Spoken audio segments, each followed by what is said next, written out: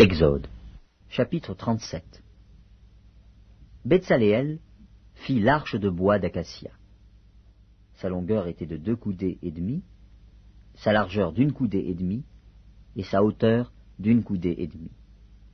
Il la couvrit d'or pur, en dedans et en dehors, et il y fit une bordure d'or tout autour.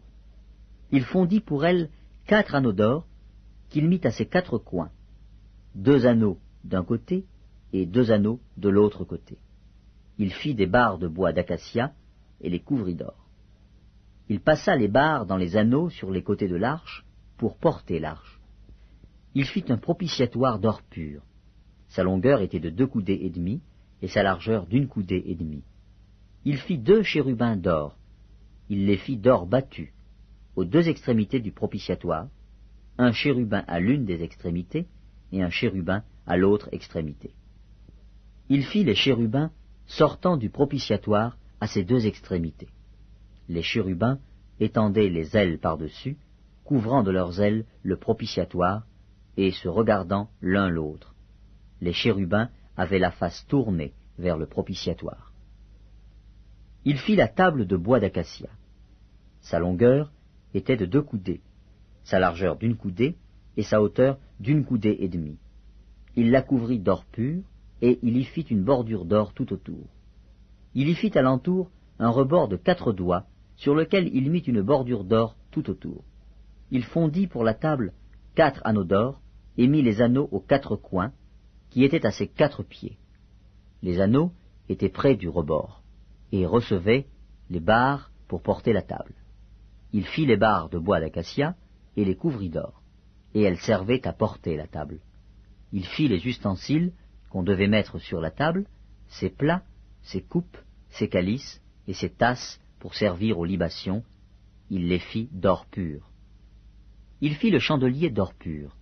Il fit le chandelier d'or battu. Son pied, sa tige, ses calices, ses pommes et ses fleurs étaient d'une même pièce.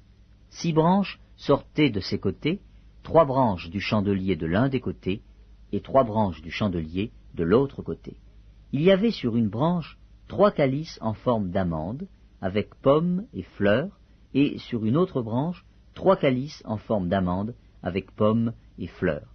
Il en était de même pour les 6 branches sortant du chandelier. À la tige du chandelier, il y avait 4 calices en forme d'amande, avec leurs pommes et leurs fleurs. Il y avait une pomme sous 2 des branches sortant du chandelier, une pomme sous 2 autres branches, et une pomme sous 2 autres branches. Il en était de même pour les 6 branches sortant du chandelier. Les pommes et les branches du chandelier étaient d'une même pièce. Il était tout entier d'or battu, d'or pur.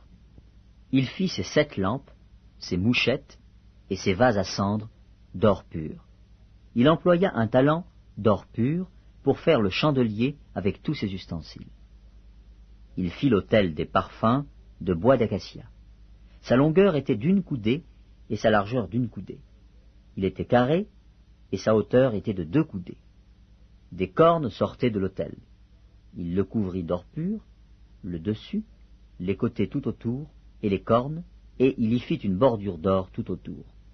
Il fit au-dessous de la bordure 2 anneaux d'or aux 2 côtés. Il en mit aux 2 côtés pour recevoir les barres qui servaient à le porter.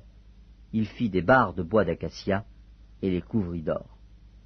Il fit l'huile pour l'onction sainte et le parfum odoriférant, pur, composé selon l'art du parfumeur.